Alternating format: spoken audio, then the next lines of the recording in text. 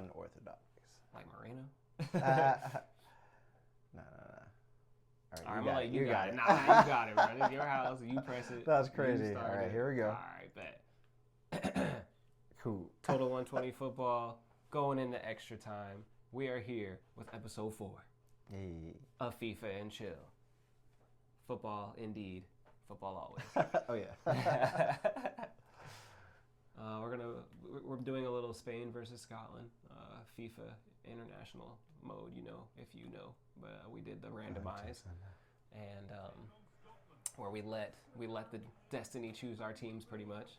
I got Scotland, Barnes got Spain. It's kind of funny how they both have S, both Adidas teams. But it's funny that every time we played FIFA back in the day, we would play so much that would have to think of ways to change it up. Yeah.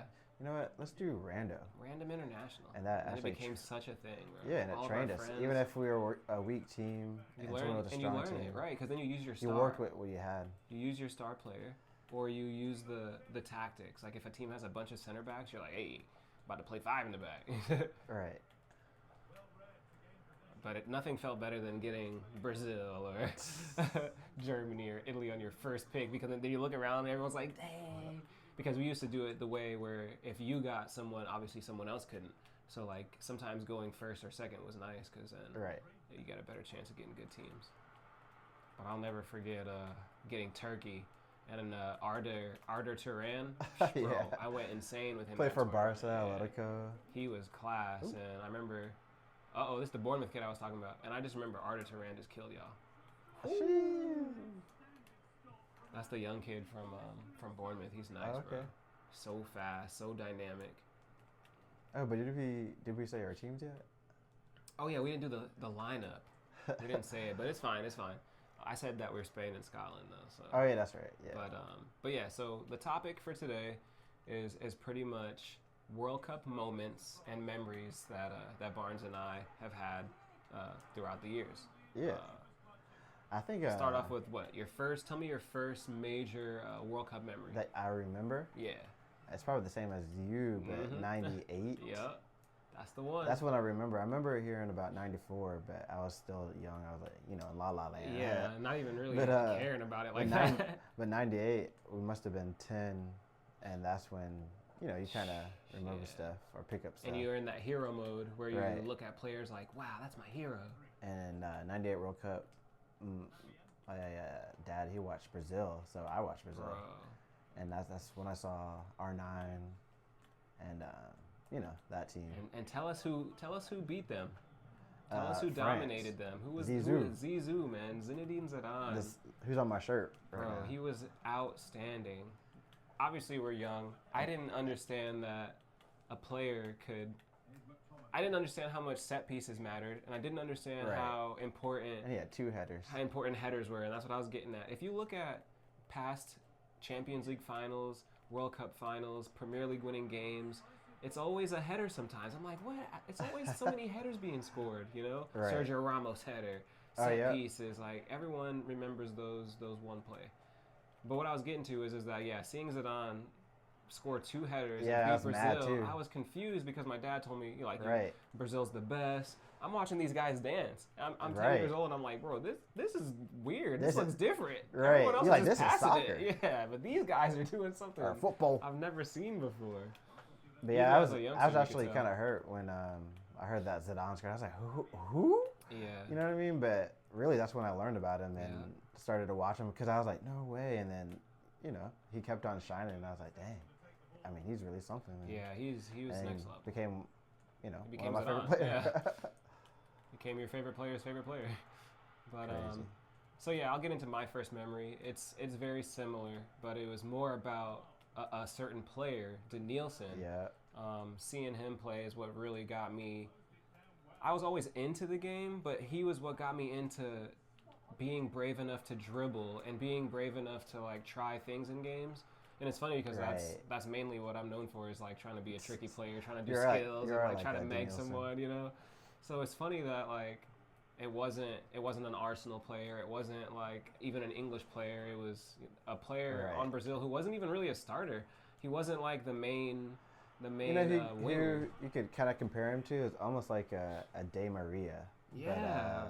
But more Except he was more strong and also more fast, more like Brazilian, more Brazilian, and Brazilian, bro. of course. Because he was like, I mean, some of the stuff I've seen De Maria do is insane, but like He was doing like Robinho. he was doing like Ronaldinho, nutmegs, you know, what is it called when you flick it over their heads? Sombreros. You know, doing round the cow. Oh, crazy! I heard Ronaldinho's brother was actually better than him. Yeah, but I've heard that as well. They say times. like the sunlight was on him basically. Yeah, when you're blessed, bro. Right. But I mean, I'm sure that a lot of Brazilians are like that. Yeah, because Brazilians, they're just different. Ooh. Oh! Nah, ref, come on. What a play! That should be a red, bro. It probably won't because it's FC, but that should be a red. That's my young boy going straight in. Laporte. Because it's FC. This should be. Oh wow! Come on, this should be real life. But yeah. But yeah, best memory, yeah. So then seeing Denilson, it got me into understanding how Brazil got to the final. So that's why it was even more confusing for me when I saw Zidane score 2 headers. I was like, yo, what? Yeah. That's not how you win. I was just so confused. All right, Robertson. But that shows like how our dads kind of impacted us. Up. They're like, yo, watch this team. They're going to win the World Cup. We're like, okay. Yeah, and you expect your expectations, I guess you could say. What a strike. But yeah, that World Cup was cool too because we saw England with like Owen, you know, Beckham. Yeah, definitely. The Holland team with Bergkamp, Davids. Yeah. Oh my gosh, and Seedorf and yeah, it was just Jaap Stam, bro. What? And who else was good that World Cup? I mean, Italy. Speaking of how they're not involved, like bro, they had Maldini, Cannavaro, Nesta. Like that's wow. Not to mention strikers. Woo. Oh, and then you know, Figo, Rio Costa. Portugal, yeah. I remember, yeah, bro. Those were the '98 teams. was fun. and that's when and obviously France was stacked. They've always been stacked. You know? That's kind of when we watched or played FIFA for the first time, really too. '98. FIFA World That's when Cup. it started changing us. That's when we It started wasn't learning. actual FIFA. It was FIFA World Cup. Yeah, and it was like almost a better version because it forced us to learn random players instead of just the stars. Right. Because of course we would look. There was a version of the game where you could use teams that weren't qualified. So we would be Trinidad and Jamaica, and like random teams. I always thought that was cool. But so moving on to the next thing. Let's talk about how players will be kind of not known or kind of nobodies, but then they go to the World Cup and it lights their career on fire. For me, we're probably thinking of the same player, but for me it was Frank Ribery. Oh, okay. And like I kind of heard his name here and there, but I was like, yo, there was an injury to someone important. I want to say or maybe Maluda, wasn't it? Maybe. No, was it Maluda? Or I don't know, but then Ribery got the last minute call up, and oh my goodness! And we're like, who's this with Zidane wearing his gold boots? And I was just thinking to myself, like, he's so offensively confident. Like, who are you? You know, like what they say in England. Who are you? What club was he playing for? He was at Marseille at the time. Oh, that's right. Mm-hmm. And Marseille, you could play free like that. Yeah, and you could express yourself, and you could dribble. And after that.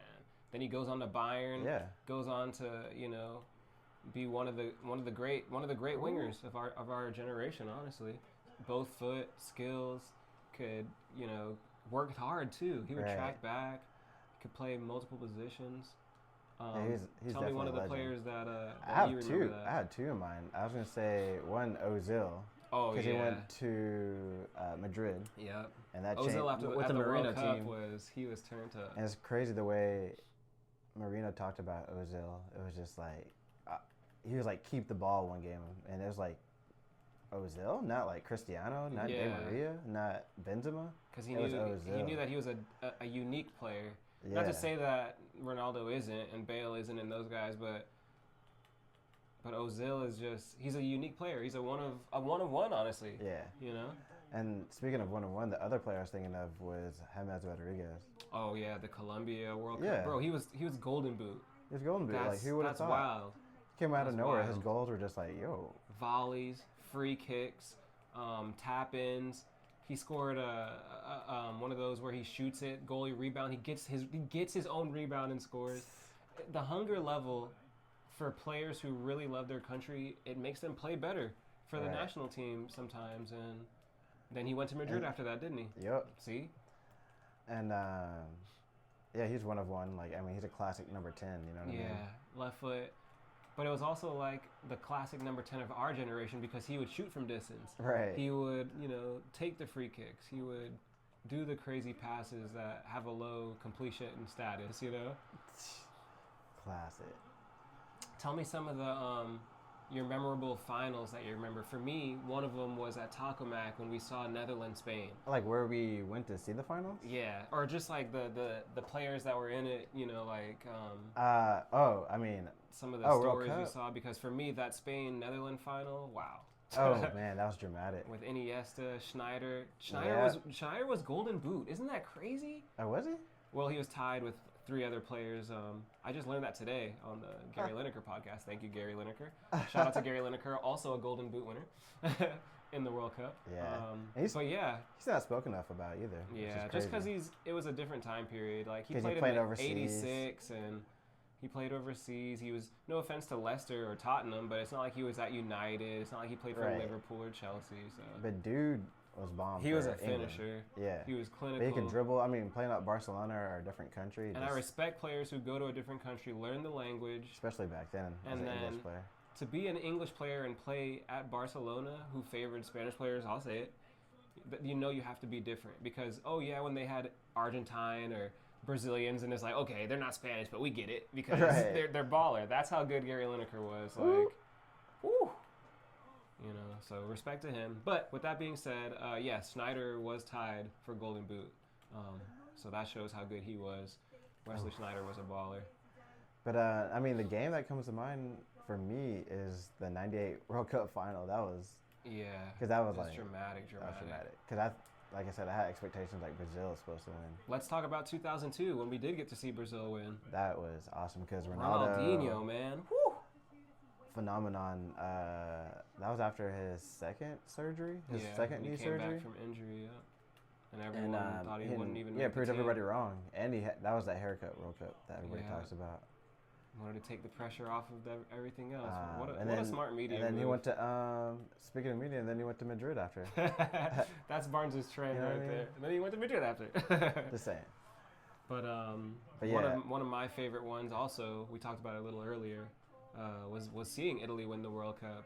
We're lucky. Crazy. We're lucky enough to have seen multiple teams win the World Cup. We've seen Germany win the World Cup. We've seen Spain. We've seen Brazil. We've seen Argentina. Yeah, that's crazy.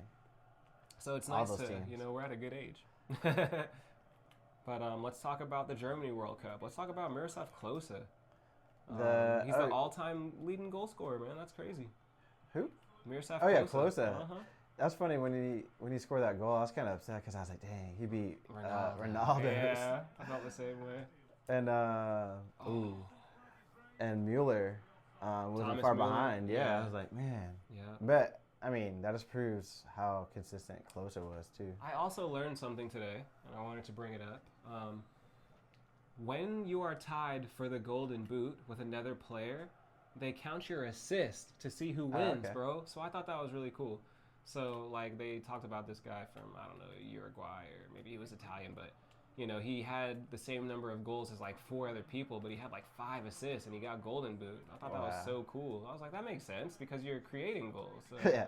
Someone's got to get. You can't have 5 Golden Boots. You know what else makes sense is Morocco winning the African Cup of Nations. Right. I mean, we'll touch on that gently, but we'll leave that alone. Gently. That's a sensitive matter right now. Still fresh. Again, shout out Gary Lineker, the second Englishman to get a Golden Boot. Can you name the other one? What's the question again? Gary Lineker is one of 2 Englishmen to have won the Golden Boot in the World Cup. Oh. Name the other. Is it Owen? Oh, close. I'll give you one more guess. It's not Wayne Rooney, by the way. That should help you out. Okay. It's not Kane, is it? It is Kane. Oh, okay. He did get the Golden Boot when they sadly lost. Oh, what a pass. Ole. Just saying, if that was Mourinho, he would have finished it. He would have finished it. Like, come on, man. Gentle touch. I think it's so cool how. Oh, Go ahead. I was gonna talk about the balls of the World Cup because they're Exactly. so special because that's so crazy, bro. We're here. I was just about to say I think it's so cool how the World Cup always has a different ball and how like we remember how the Adidas. each one was special though because each one felt different. And it represents kind of where the tournament is. Like how this year it's got the different panels for Mexico, Canada, USA. Because remember that? South that Africa, was the Jubiana. Everyone remembers that. Let's go Scotland! Whew. But of course it's McGinn. Yeah, that ball. Every striker liked because it had the knuckle ball. But remember the 2002 World Cup with that ball, the gold. Yeah, that one. Roberto Carlos liked it. Felt bad for keepers. That's all I can say because the swerve, the dip you could put on them.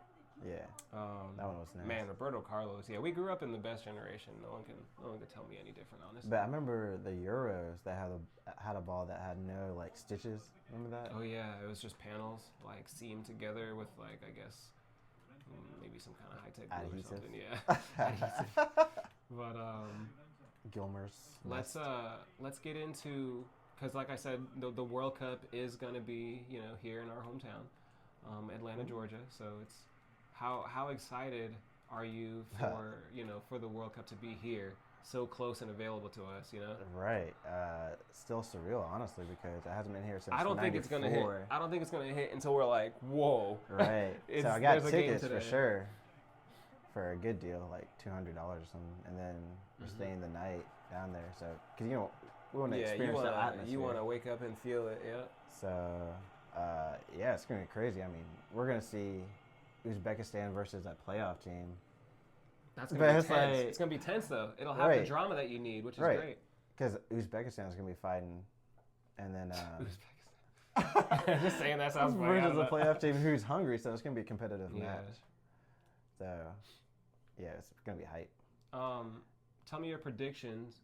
First, I won't make it so simple. So tell me who you think will get to. The quarterfinals. Like, who do you think is going to be in that round? I don't want to say who's going to make it to the final because I feel like that's kind of just vague and you just say whoever. But it's crazy. I was saying I was some for sure, but it's a World Cup. You never know. You never know. Because Italy didn't make it last time. They haven't made the World Cup in and they have the second years. Most World Cups, bro. That's wild. But I was going to say Portugal, Brazil. I say Portugal because of Martinez as the coach. Brazil He's because Carlos is the coach. Especially on the international level. That's and a good shout. It looks like they have a good flow. Like. Those coaches like these tournaments because it's not like a season where it's long. Yeah, knockout football is different. And then of course England, Holland looks good as always. Germany. So, who do you think will be a dark horse? Oh, I'm gonna go ahead and pick my team by the way. So, 1, 2, 3. Ooh, Mexico. I think I'm gonna go with Norway just because of Holland. Okay, and Undergard. Odegaard. All right. But yeah, I'll go. I wanted to talk about. Isn't it cool how like the Italian? Oh my gosh, this guy just got France. It's okay. We saw what happened last time when he got Spain and I beat him. No, I'm gonna be Argentina. Messi. But he's a dark horse. Yeah, tell me who you think will be a dark horse, and then I'll get to the next segment. You know what might be crazy, but I'm gonna say. Oh wait, that's kind of close. USA. Home team. Something crazy. And then also, here's my other thing, bro. I don't know if y'all know this, but it'd be getting like up to 97 degrees in Atlanta during the summer. And are they ready? Some teams might not be ready for that. But I mean, should they call water breaks? I don't know. They are. They're gonna have water breaks. A lot of the games will be later, so that's kind of cool. I'm trying to see like Gladiator. You know what I mean? Yeah, like David Beckham like going up on the field, right? Wiping it with his long sleeve. Step to the side. You know what I mean? Come off, go back in. Drink some water. Drink some pickle juice. But okay, yeah. So now moving on to the next segment. I thought it was so cool growing up how Argentina was known for their strikers. Brazil was known for their ball skill. Italy was known for their defense. Germany was known for their tactics and aerial headers and prowess. What do you see now in the generation? I feel like Spain's the only team that's the same. Like, tell me what you think. Tiki-taka? Yeah, because they've always been the form of tiki-taka. and Let's just say. But yeah, tell me a team to you that stands out right now because of their style. Like, remember when we keep going to the Euros, but remember when Greece won the Euros because of their style of play? 5 in the back. The turtle shell is what they called it. I don't know how you say that in Greek, but I thought that was so cool. And they just counter. It's crazy. And it worked, bro. I mean, France, they look. Yeah. It looks like they have a good system going on. I'd say England as well. Honestly, Portugal, England, even though, international break just now, they kind of tested some things, but they know their final, lineup. So, let me see. Oh. Who else? I feel like there'll be an African team that'll do well. As well. I think Morocco and Senegal, honestly. honestly. Get on that. I see, maybe for a dark horse at least, Because, Senegal is nice, bro. Sure. I mean, honestly, Japan, they've been looking really good. Great shout, Barnes. Japan is a great shout. Yeah, and there's so many teams just like that, you know what I mean? That have a good system, so... That's a great shout. All right, boys, we know the deal. Get it to Odegaard, get it to Holland. Come on, stop playing. I mean, it's going to be exciting because it's like the World Cup, you don't know. And there's more teams now, so... Yeah, there's more teams. But it's also like, not that it doesn't matter, but those games don't really matter now because it's like... The group stage? Yeah, because now it's like 3 teams get through. The edge is taken away that, oh my God, we're going to get knocked out early. Like when big teams would get knocked out early, it's because they didn't perform. It doesn't lie. The point system doesn't lie. Now 3 teams go through, so you're like, we lost 2 times, it's fine. We'll still get through. Right. No, I want to see them really desperate. I want to see them like, oh my God, and I want to see them doing it for their country. Fight. And tell me some of the greatest individual performances you've seen from a player in a World Cup. Okay. Martinez, sheesh. Let's see. I mean, again, I'm gonna say R9. 2002. Bro. What? He was a freak. Zidane, 06 and 98. Yeah, against Brazil. He would always go Super Saiyan against Brazil. Yeah, right? but I mean, France would just give him the ball and he would just. Yeah, dictate. You know what I mean? Orchestrate. I was rapping there for a second. And it's funny. England, every World Cup, you think they're like, this is it. This is it. Yeah, just because the players, man. I forgot who it was, but they're like, Joe Cole. He was just like, but just one scenario, messes up the whole dream. And it's just like, because they're ready, you know what I mean? And they play well. It's just that one scenario. Like Lampard. One moment with the like when Lampard, scored, but they didn't count it. Yeah. It's like they were playing good. It's just the one moment that messes up everything. Harry Kane hitting the post. Like, there's always that one moment, yeah. So it takes a lot of luck to win the World Cup, and people, that's why I give Brazil so much respect, because it's like they haven't won it in 20 years, but it's also like they built that reputation for themselves, and that's why people are like, why Brazil? And we look at Italy, bro. And then the World Cup is just like, of course the big countries will do well, but it's like it's not guaranteed to them, and that's the magic of the World Cup. Right. Man. Anything could happen. Knockout football is just different. Right. Any time of day, really. Mm-hmm. Oh, that's me. Oh. Any given Sunday, as I call it. For me, I want to definitely Francisco Totti when Italy won the World Cup. I thought it was just so, I don't know why. That was magical because we wanted it, because Roma couldn't really win anything, you know what I mean? Yeah. I think. It's more of him finally getting that relief and that joy of lifting a trophy and it mattering, because, if I can't do it for Italy, if I can't do it for Roma, then I'll do it for Italy. Right. That's kind of the mentality. Because it's like almost he's like... over there looking at Del Piero like, another scudetta. Right. But it's like, speaking of that, because it's like Kane, he went to Bayern to win a trophy. Does that count?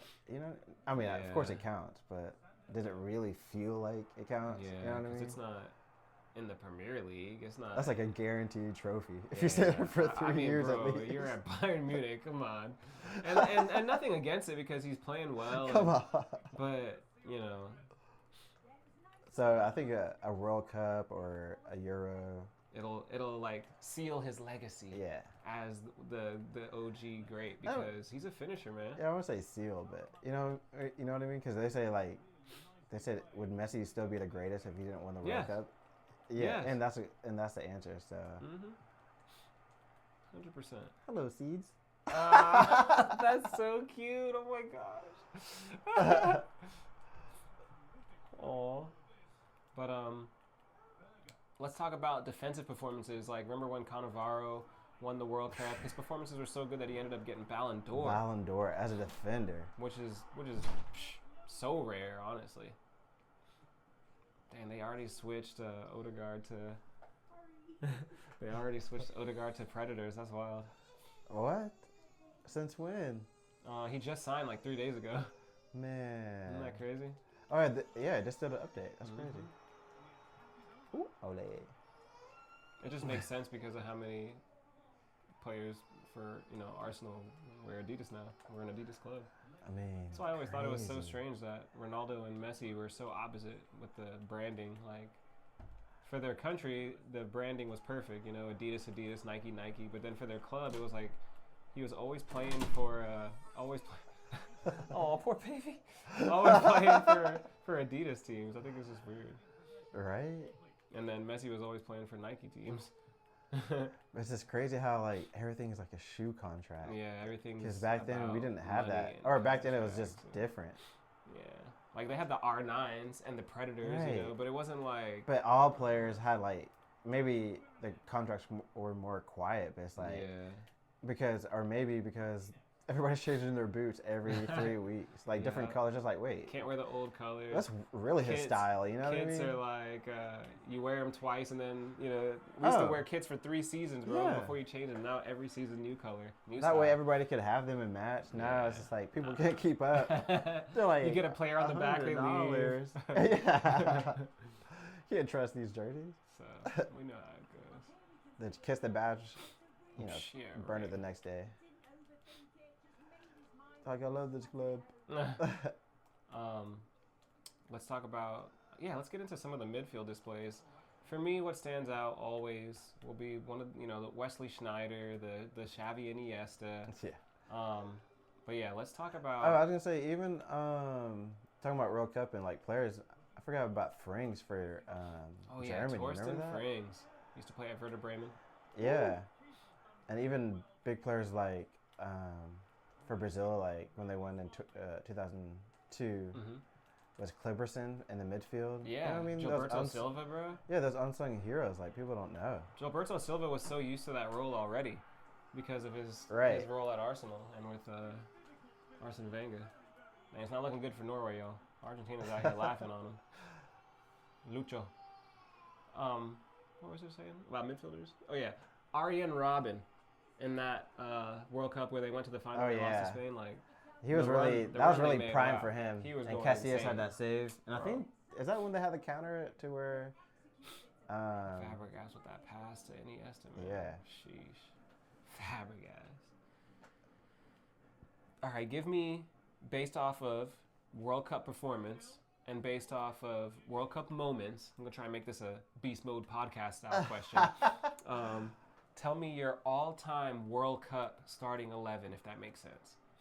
World Cup. Mm-hmm. So, like, like we can't just be like Nesta Maldini. You got to say one player, from the World Cup. Like, it's got to be each position. Yeah. So keeper. I'm gonna say Barthez. I really liked him in '98 when they won. Okay. Because he just had like a swag to him, you know what I mean? No, I like that. Right back. I'm gonna say Cafu. Because I remember watching him in '98 and 2002. Yeah, I was like, how come Ronaldo's not captain? Yeah. R9. Right. But I really learned that he was a leader. Center back. He really stuck with me. I remember. Cannavaro, I'm going to say that for sure, because I was like, Ballon d'Or? What a performance. I want to say Sergio, but there might be someone else. Let me see. That's the only one that comes to mind right now, so I'm going to say him. And then left back, Roberto Carlos. I mean, same thing with Cafu. Yeah, and that free kick, jeez. But I'm going to throw in Lam, too, because I just remember him at that one World Cup. He was pretty sick. I just remember him getting beasted by Torres. By Torres. I was like, yeah. That's why I was like, I don't know. I'll always bring that up That's whenever why I we talk play FIFA about different. Philip Lahm. I'm like, I don't know. Oh my gosh, boys. Oh, penalty. Sorry, Norway. I'm sorry. So I'm doing a 4-4-2. So I say right mid.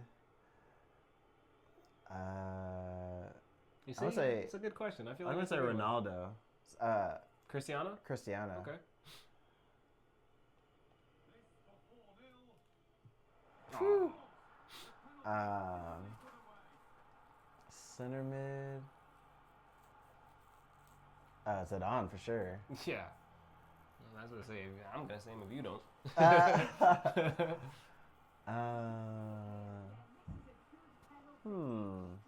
Who else? You didn't really think about like And that's the what balance I'm saying. players. You know, You know I think what it's I mean? a good question. I'm like, wow. You don't really think about the balance players, but that's why I was like, yeah, that's a good question. Shout out to Beast Mode Pod On. Right. Whew, that's a stinker. I'm gonna say Lampard.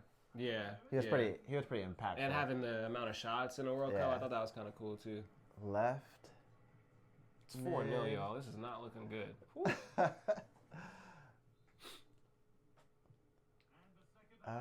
Ronaldinho. Nice. Good shout. That's easy. Up top. I want to say Maradona. I didn't even watch him play though, so I can't say that. Yeah. I can't say that. I'm gonna be R9. I mean, and Rivaldo. Okay. I really that's like Rivaldo. His left foot and his World Cup performances, bro. They're undeniable. It was just so unique because his left foot, like you were like, that's a weak shot, and it would just go in. And right, like he was like a pool all the shooter. time. You know, like when you shoot pool, you're like, oh, you hit it hard enough. All but it's the time. I was like, what? Because he played for Barca, so I'm like, what? Yeah. But even with Brazil, you know, he was looked unorthodox, and he was left-footed, so people probably couldn't read him. His style was just so bow-legged. Yeah. And what a player, man. I really enjoyed Rivaldo, and I thought it was cool that he changed his style as he got older so that he could keep playing and being efficient for teams. Right. He played with his son. Yeah. On the same team, sure so did. he was like 40. In his 40s, yeah. His son was like 18 or something. Okay, my team. I'm gonna do a 4-3-3, just to mix it up a little bit. In goal, I'm gonna go with one that you probably weren't expecting me to say, but this was, in my opinion, the greatest performance by a goalkeeper in the World Cup that I've ever seen, ever. And that name is Tim Howard. Oh! Wow. But yeah, what he did in that World Cup against Belgium, in that one game against Belgium alone. Yeah, he's had a record. Alone was insane. But people forget about how good he did the rest of the tournament. But it's also because USA lets a lot of shots in. And obviously, teams feel ambitious when they play USA because they're like, bro, it's USA, shoot it. Right, and we're in war. Right, so like, we're not thinking clear. So shout out to Tim Howard. But he is my goalie for my greatest all-time World Cup team. Sorry. But yeah, you play for United, Everton. Everton, leader, captain. Yeah, bro. He does good punditry now. Left back, for me, easy, Marcelo. Seeing him in a World Cup was cool. That was actually the World Cup 2014. That was the year that my daughter was born. I was actually planning on going to this World Cup. It was actually the first time I grew my hair out in a big afro because I wanted to have a Marcelo afro at the 2014 World Cup, but obviously things changed. Had a baby, had to stay home. But yeah, I got to watch it with her, so that was even better. That's cool. I got to watch the World Cup with Jackson. He was born. The Winter World Cup, the most rare World Cup of all. That was awesome. We got to watch the games together while, on my belly. Just a little baby. But Marcelo, definitely. Shout out to Marcelo. That was a harsh World Cup for Brazil, to be honest. Yeah, they let in an own goal for the first goal of the tournament. At home. Brazil's playing at home. And their first goal, they get scored on as an own goal. So I'm talking about the Germany game. That was relentless. That's what you call that. And that's what I love about the World Cup. Some things like that happen because sometimes tactics are so, square peg, round hole that you get results like that. Germany's tactic was the complete answer, like a Pokemon, fire versus water, Yeah, it was the perfect antidote to what because if they played again, it would probably be different. 100%. There's no way that if they even played 10 games, that Germany would be able to beat them 7-1 like that. That's crazy. Yeah, even saying the numbers out loud, it sounds crazy. But that was your left back? Yeah, so center back, I'm also going to go with Cannavaro. Seeing him actually gave me appreciation for defending. Not that I ever wanted to be a defender, but I'm just saying, like, wow, it's definitely an art. It definitely takes a lot of skill. And the fact that he was undersized, it was kind of like, wow, he has to do the most. He was like 5'8". He has to do the most really to be means like that 5'6". In Italy. Cannavaro's not 5'6". Don't say that. Our little king. But the other center back, I got to give a big shout to Rio Ferdinand. I thought it was so cool to see him transfer his, because I have mad respect for the Premier League, obviously, but I have mad respect for teams that make it to the Champions League final from England because they play so many games, and I have mad respect for top English players at top clubs who play well in the World Cup because it's right after a long, hard season. He really does. And he was always fit. Seeing Rio Ferdinand in the World Cup play like he was playing against Liverpool for United, it just showed me like he was top. He really cared about England, and he also really cared about being a top center back. Right. It was important to him to be a top center back, and that was cool. Yeah, I mean, he played against R9. That's crazy to think about. I'm like, oh yeah, he did. Some of the best. At right back. Yeah, right back. Let me think for a second. I want to think of someone cool. I'm gonna go with Zambrotta. I knew it. This guy. I knew it. I'm gonna go with Zambrotta. I thought it was so cool that he could play left back and right back. He really did good in the World Cup too. I thought it was cool that he played. You know, he did the old "I'm Italian, so I gotta play for Milan and Inter and Juventus." I thought it was cool that he just was a top player. I thought it was cool he played at Barca as well. But yeah, Zambrotta. In the midfield, center defensive mid, I'm going to have Patrick Vieira. Watching him, obviously at Arsenal, but seeing him win the World Cup was great. The two center mids, I'm going to call them eights, you know, just to say that. But I'm going to have an oddball in there, and I'm going to have JJ Okocha. What a performance. 98 World Cup, he was nice too. What a baller. And then the other center mid, it's got to be Zidane. It kind of has to be.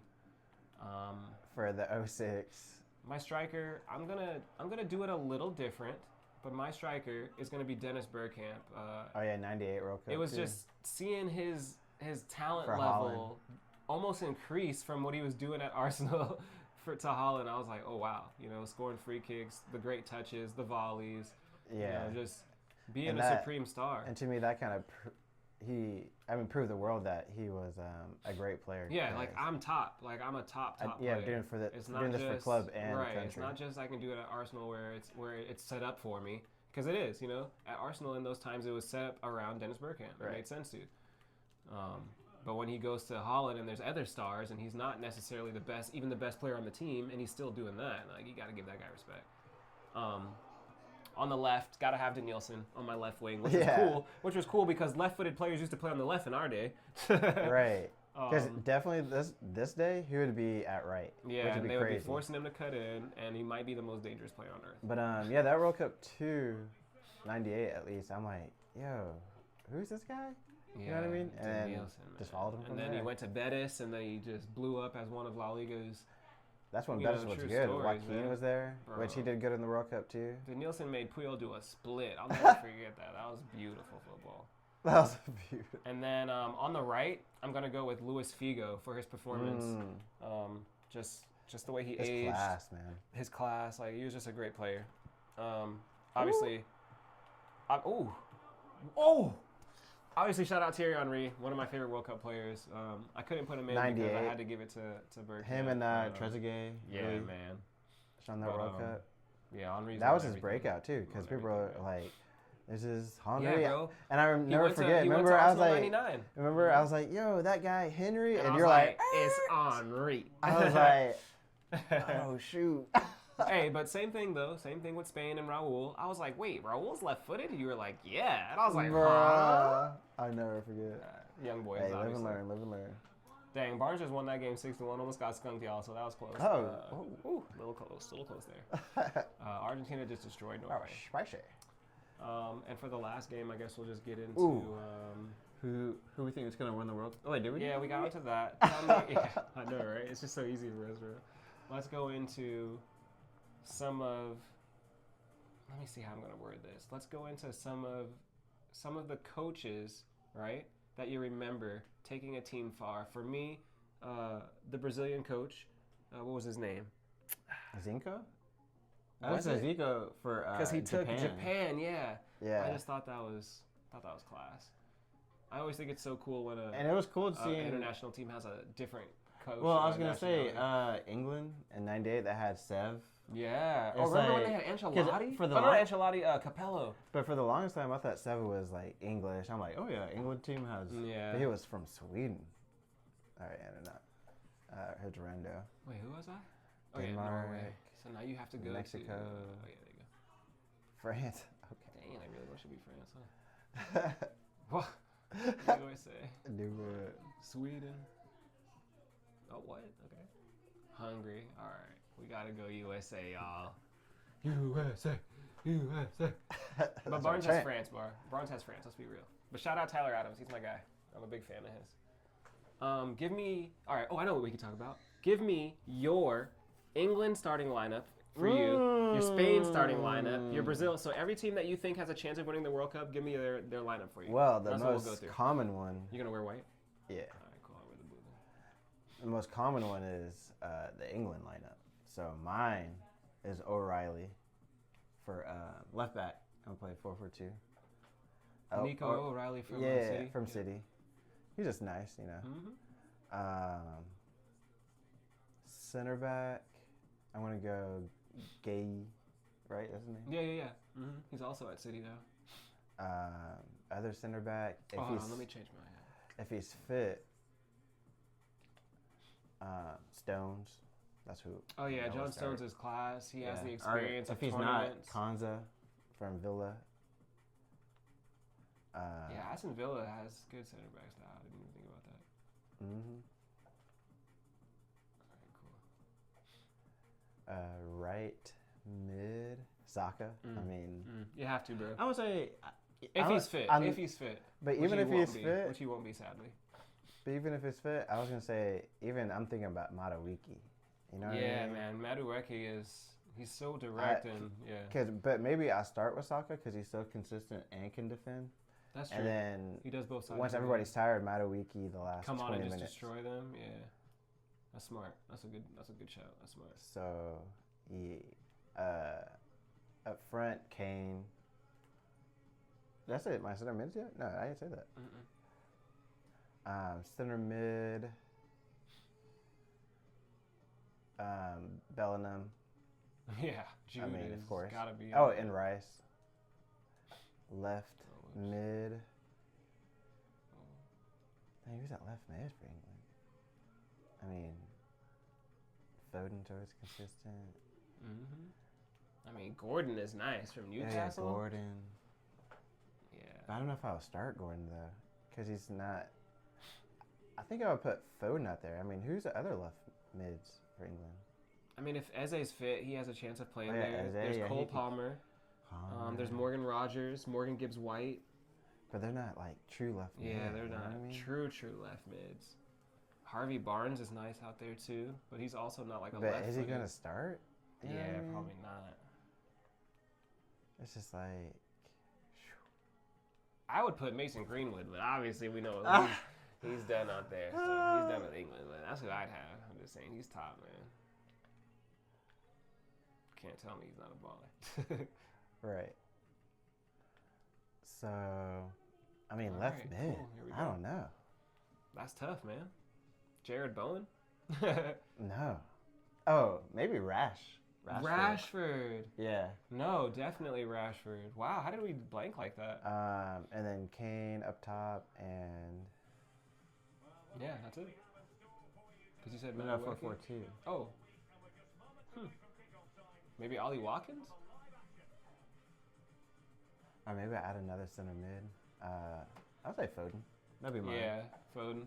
Because I like him. He could keep the ball. I know Rice would be like the holding mid, but. More box to box would be better for him, though. Yeah, I like Foden because he could keep the ball, create. Shoot. He's kind of underrated. Yeah, He just has Foden to be. is nice, man. He just has to be kind of built in the team. So. Yeah, the ball has to be going to him. He needs the ball at his feet to be controlling the games. But yeah, and Stephen Barnes is coach. Okay. Christian Pulisic. All right. I'll do I'll do France. France to win the No, I'll do their lineup. like who you want or who you think should start or who do you think? Yeah, who I think should start. Oh, okay. Yeah. Left back. I don't care if he's in Saudi Arabia or whatever, but Teo Hernandez.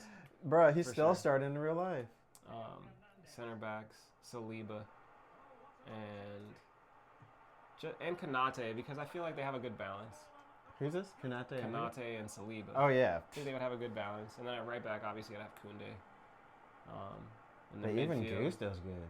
Yeah, from Chelsea, he's real good. He's a very talented footballer, not just right back.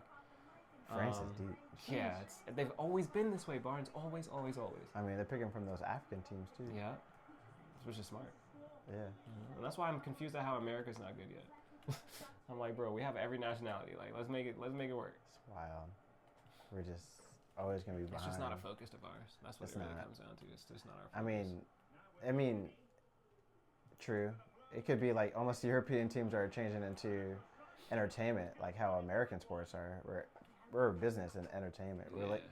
We have sports for money, not. But now, also not to like leave football talk, but it's also like now even the Europeans are the best in the NBA now. So it's right, that's true too. Huh. Well, most of them. There's like I can name like 10 of them that are just ridiculously good, bro. Like the past 4 MVPs have all been from outside of America, so it's obviously changing. But yeah, back to football. Oh yeah, and then in the midfield, I would just go crazy and just have Conte holding, right?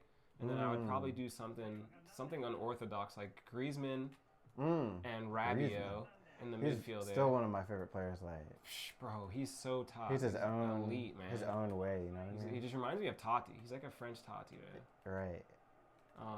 So that'd be my midfield, which would be crazy. I'd have Olise on the right. Swag. I'd have Cherki on the left.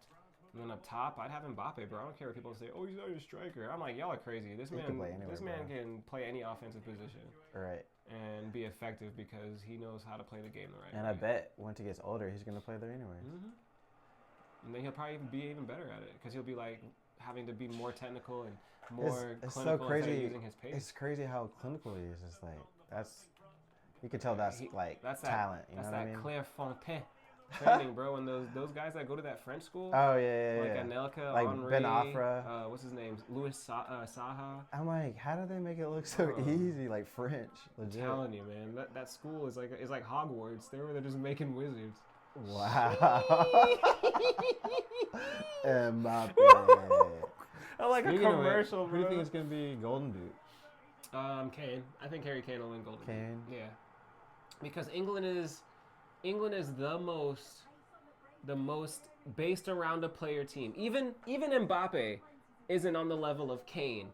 Like, I hate to say it, but if Mbappe, God forbid, if Mbappe got an injury and couldn't play in the World Cup, they would be okay. Right. They have 3 other players top, and they're not Mbappe's level, but they would be more than okay to play without him. Thuram. If Harry Kane is out, Danny Welbeck might be the next guy. You know, no offense against Danny Welbeck, but what Ollie about Watkins, Calvert-Lewin. Yeah. You know, these guys are good, but to win the World Cup, yeah. You know what I mean? So that's why I'm like, I think Kane will get Golden Boot because every single midfielder is looking for Kane. Every winger is looking for Kane.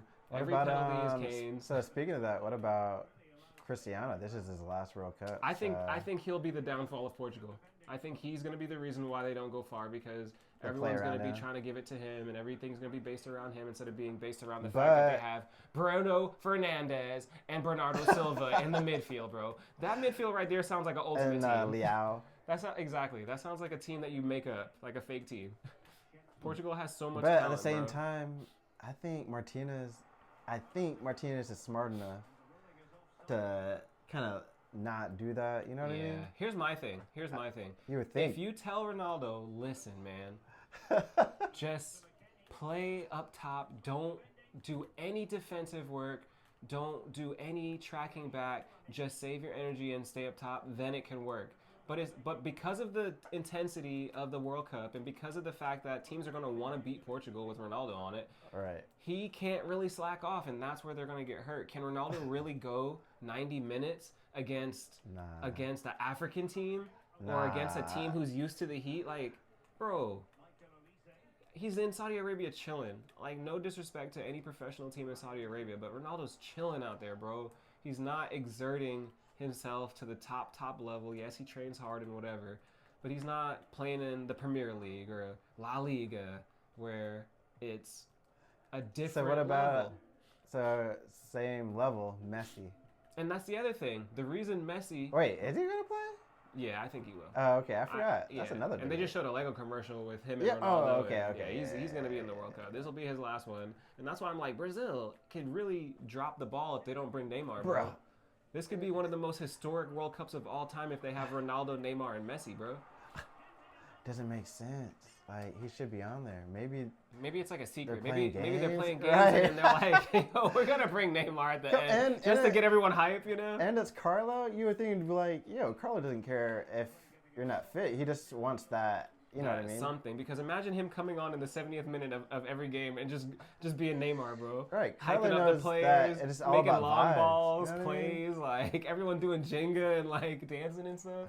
That's what Neymar could bring. It has to. And that'd be like, I mean, and just to think about the some players last World Cup, you know what I mean? Yeah. Like. And some players first, or like, I'm thinking like Bellingham. It's like did he play in the last World Cup, or was it just Euros? No, that was Euros, yeah. Dang. So yeah, it's going to be his first. Still really he's young, still young. Bro. Wow. What was he, 22 or something? Mm-hmm. Isn't that wild how young he is? And I think Joe Cole's talking about it, but not it's too like bad against France with USA.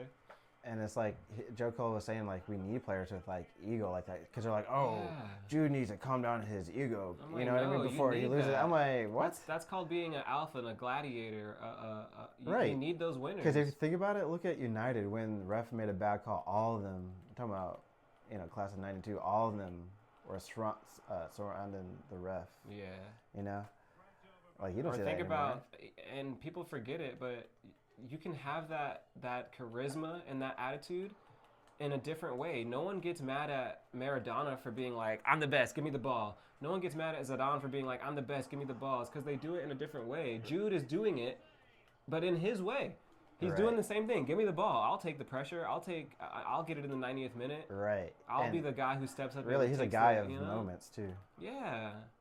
And he's also a guy who causes chaos in the midfield. And every real footballer knows that. Chaos in the midfield is the most unpredictable weapon you could have. You know, having a player in the midfield who could just do it all. Like, I can slide tackle, start a counter attack, do a long ball, do a double step over and beat a man, and then do like a little cheeky backheel pass to the striker. Like, you need players who can do all that. He'll start for England?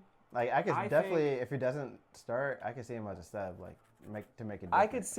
I could see England doing something where, like, because of the amount of games now, and because of the fact that 3 teams go through, I think England will use a lot of the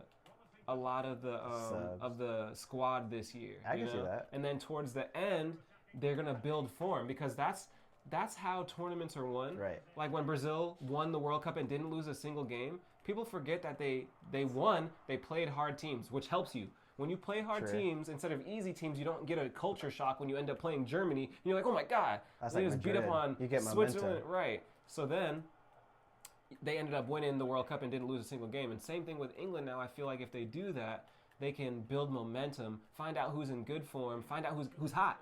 Who's got the hot foot right now, you know what I mean? Oh, Cole Palmer's hot? Nah, Cole, you starting. Jude, you're hot, you know? Right. Now imagine this, bro. I hate to say it, but injuries are a part of football. Imagine if Jude or Kane or Gahey or like a major lynch point of the team who you think would be a guaranteed starter gets hurt. You got to have the backups, and that's why I think England, shout out England, because that's who I want to win the World Cup.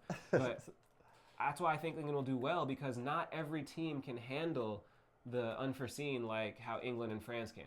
Because to me, unless a bracket stops them, that's who I think will be in the World Cup. I think Spain's going to get caught out because they're too cocky, and they're going to be like lackadaisical. And if you look at Madrid and Barca, bro, they're getting beat by teams where they shouldn't, and I think that might transfer over a little bit. To me, it's like, who's Spain's striker? They don't have one, bro. It might be Morata still. That's kind of important. Like, I mean, not just with countries, but for the tactics. For the tactics of the game, it's important to have a striker. And it's like the generation. Even though Spain did win a World Cup without a striker. They did do it before. And the Euros. Back to back. But now, did that hurt the future, though? And look at Italy. They don't have any strikers besides Keane. And did that hurt the future because everybody was trying to play, the Pep way almost? And now strikers are a rare thing, If you want your kid to make it, oh, that's adorable. If you want your kid to make it, make him a striker or a goalkeeper, I swear. Or a goalkeeper. Because that's the way. That's the way. It's crazy.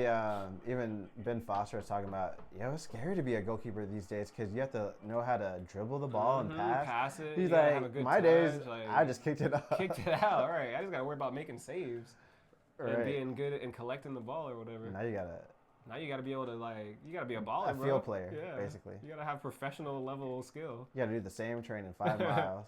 What? Come on. But, what were we just talking about? I forgot already. But yeah, great. Oh, Golden Boot? What's that? No, it's not Golden Boot. No, we were talking about, oh yeah, with Spain and how I think they're going to get knocked out. But I think, England, we were talking about Golden Boot, you're right, we were on Kane, and then we went off on a little tangent. I think. What's some of the other awards? The glove, obviously. And obviously that's usually to the team that makes it to the final, usually. Because you could get scored on 1 goal each game and still win 2-1 and not get any clean sheets at all. And then a team that got knocked out gets all clean sheets because they, they tied every game 0-0 and then they just got knocked out.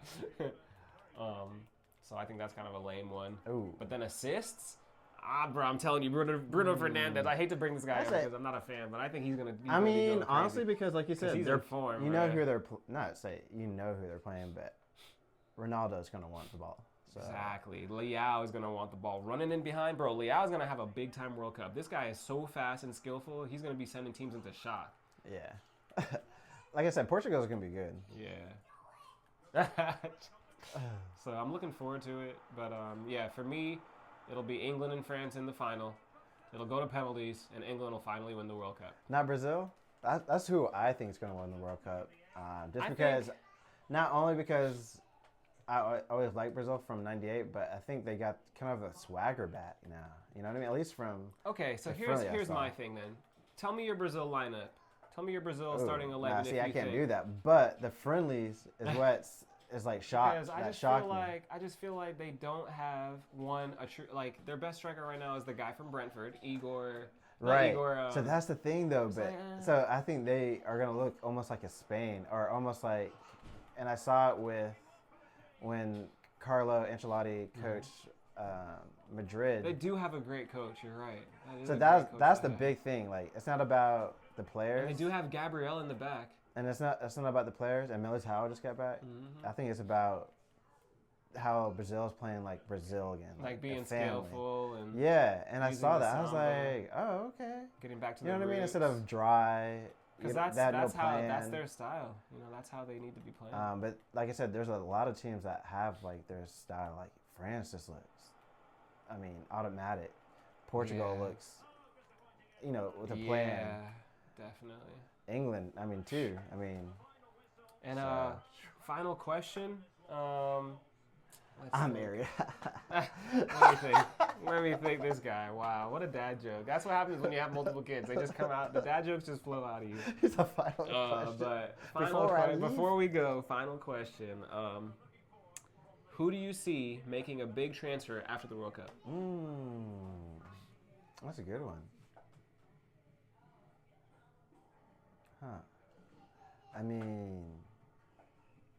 Maybe what comes to mind is Palmer, just because Chelsea isn't doing too well. Okay. It might be expensive though. Okay. I think Ronaldo, possibility, not making a move, but maybe retire. No, he has to get to 1,000 goals though. Maybe going to MLS finally. That'd be awesome. I hope so. Shout out Griezmann. He's playing in Orlando next season. That's gonna be cool. For me, it'll be Iliman Ndiaye from Everton to the top. He's going to a top club. He's too good. What country does he play for? Senegal. Oh. And they just he's going places. Won the F.I.F.A. We won't get on that. But yeah, I think he's going to go to a top club. But yep, Total 120 Football. Thank you for tuning in of this episode of FIFA and Like Chill. and subscribe. Like if you liked it. Subscribe if you want a subscription.